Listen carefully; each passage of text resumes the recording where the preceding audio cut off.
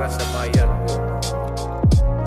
Nung siya pa ang nakaupo, ramdam natin ang kaligtasan. Pagkat dahil sa kanya, ang krimen ay nabawasan. Mga adik inorasan at sila ay pinasuko. Sa bayan kong Pinas, siya ang tunay na may puso. Ngunit ngayong tapos na ang kanyang panunungkulan. Kung tratuhin ng gobyerno parang salot sa lipunan. Siya'y pinagkaisahan ng mga nakaupo. Sa laban mo kasama kaming mga taga Cotabato. Ganito ba talaga ang batas sa Pilipinas? Sino pa yung nasa tama ay siya ba ang nakaposas? Buti pa yung mga adik, meron kayong malasakit. Paano naman yung ginahas at pinatay ng adik? Sa guna niya nakasambi ang pagkamalapad silak. Mimbuat subang imatay, no tagaw ang makagilak. Araw-araw may patayan na tila babaligsahan. At ang mga mahihirap ay lalo pang nahirapan. Duterte pa rin kahit na ano man ang mangyari. Duterte ang pinakamagaling na presidente. Sa laban mo Duterte, kakampi mo ang marami. No